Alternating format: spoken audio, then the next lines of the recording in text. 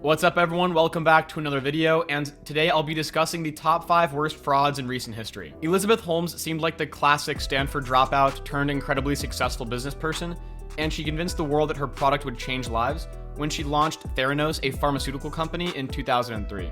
She received $600 million in funding and reached a valuation as high as $9 billion. Her supposedly revolutionary product idea was for a device that would take a sample of blood by pricking a patient's finger, and then connecting the device to a machine that would send the sample over the internet to be analyzed by a medical professional. This would eliminate the need for needles for the majority of blood tests, and I could definitely see a lot of people getting behind this, including myself. I hate needles. Also, the patient would get the results back much faster than a traditional blood test, which would take days. The main problem with this concept is that it turned out to be much harder to make all the correct measurements with these various different tests all in the same machine without the need for a medical specialist.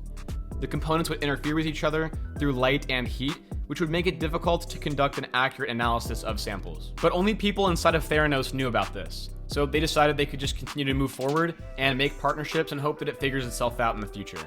So this didn't stop companies from gaining interest, as she successfully convinced people of her product, while constantly delaying any meaningful outside peer-reviewed studies on the Edison machine, their second version of the Theranos device. Walgreens and Safeway were the two earliest big pharmacies to jump into a partnership when Elizabeth showed them that they could perform nearly 200 different kinds of tests once her product was ready. They completely believed in Theranos and trusted everything that she had told them, and she managed to get over $100 million of investments and loans from these two companies. As a seemingly ruthless CEO, she fired anyone that wasn't on board with her lies, or even raised the slightest critical question. After having delayed long enough and to continue fooling more people, they managed to run samples through off-site devices that were not the Theranos machines, when eventually they did have to start producing results. They completely made up their earnings projections and continued to raise more money, and then eventually Elizabeth became the youngest self-made female billionaire. Barack Obama appointed her as the US ambassador of global entrepreneurship, and it seemed like she had pulled it off. But you can't twist the reality of your business for too long, especially being valued at many billions of dollars, and having fired many people at the company that knew what was going on. It was only a matter of time before everything came crumbling down, and eventually whistleblowers spoke to the Wall Street Journal and revealed the truth about Theranos. I guess fraud runs in the family because Elizabeth Holmes' dad was once an executive at Enron. Enron started out as an energy supply company in the form of oil, gas, and they expanded into many different areas of investments and became an extremely complex business. They did anything from oil to trading, internet provider, and even a way for people to speculate on the weather. Along with all these different efforts in trying to get into any business that was profitable, they used mark-to-market accounting, which let them record even potential deals that hadn't yet been fulfilled in their profits in order to continue manipulating people into thinking that their business was doing better than it actually was. They accounted for earnings that would happen in the distant future as revenue in their current reports, meaning that they were basically double or even triple counting their revenue. Sometimes they even included deals that fell through in their records as profit. And this hyped themselves up for investors with amazing projections for future profits.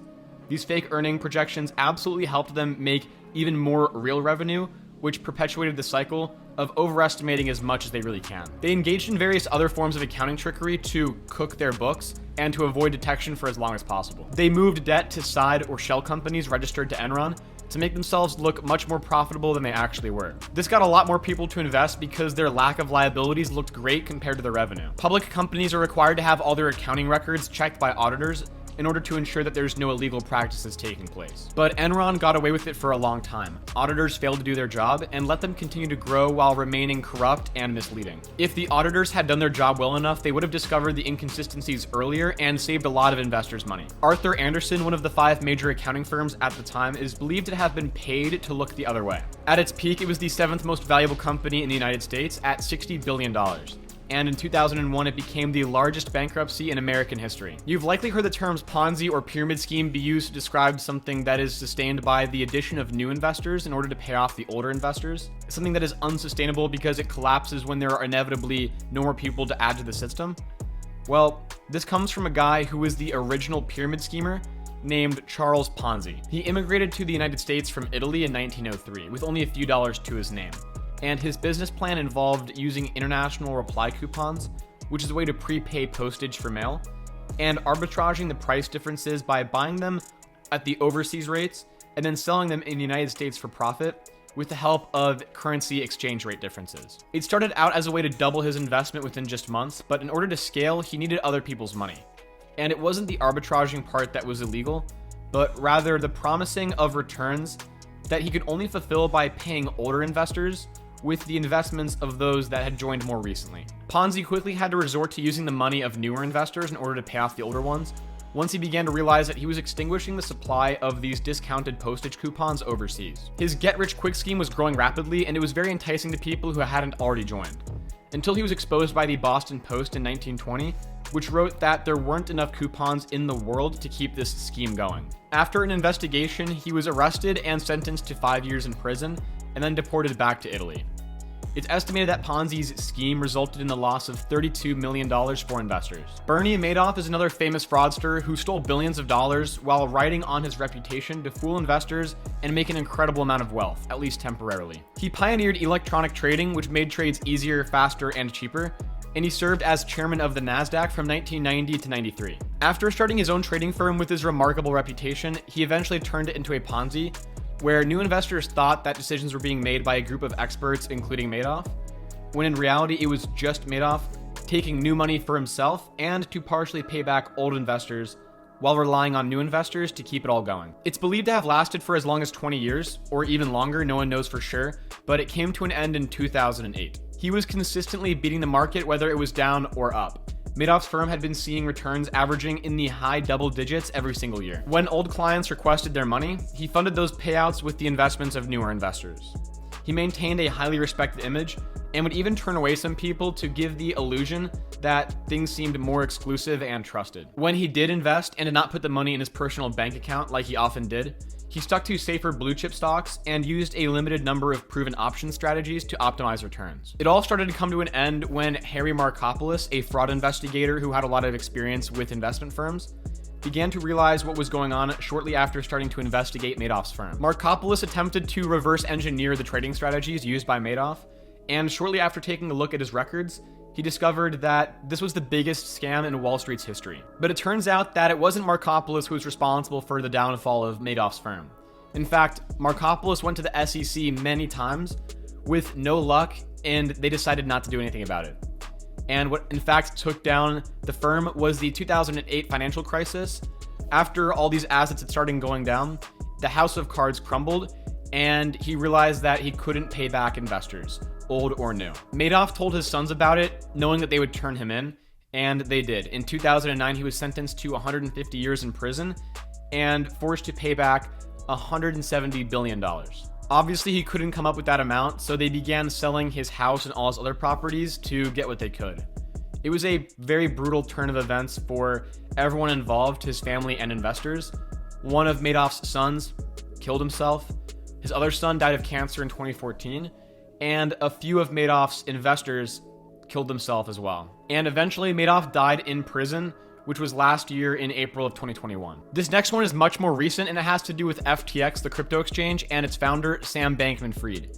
He also goes by SBF, and he was seemingly a god to many in the crypto world. He advocated for regulation and warned of crypto's risks, as the passionate steward that he became known for. He created FTX, a leading global cryptocurrency exchange that celebrities, athletes, and influencers all around the world promoted as the safest option for trading and storing your crypto assets. FTX built a great reputation and promised their investors, per their terms of service, that they would keep customers' deposited assets backed one-to-one on the platform, meaning that they could not legally lend that money or remove it from the exchange in any way that is unauthorized by the user. They were in control of billions of dollars, and it turned out that they had been lending money to their sister company called Alameda Research, which was using that money to make leveraged trades and invest in other tokens with customer funds from the FTX exchange. As a result of this, either from poor performing trades or straight up fraud, or a combination of both, Alameda was in a hole of debt and had a majority of their assets on their balance sheet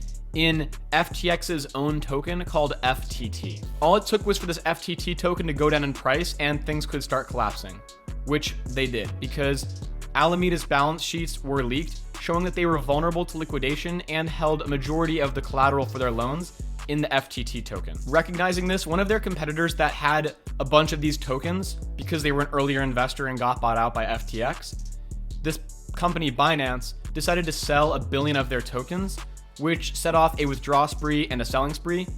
And over $1 billion had been sold and withdrawn over a short period of time, causing FTX and Alameda a liquidity crisis, which they then had to pause withdrawals for after realizing this. I explain a lot more about this catastrophe in one of my previous videos, so if you're interested in learning more, go ahead and click this button up here. After they paused withdrawals, Twitter blew up with people reacting about how one of the largest cryptocurrency exchanges was now insolvent, and realizing that customers and everyone else in crypto had been lied to. The CEO, Sam, left in the most critical time after having promised that he would make customers right and do what he can to repay customer deposits. He ditched any real attempt to get assets back to clients and left the mess for everyone else who stayed to figure it all out. A week after this all started, FTX filed for bankruptcy, and it's continuing to cause a shockwave throughout the entire crypto world.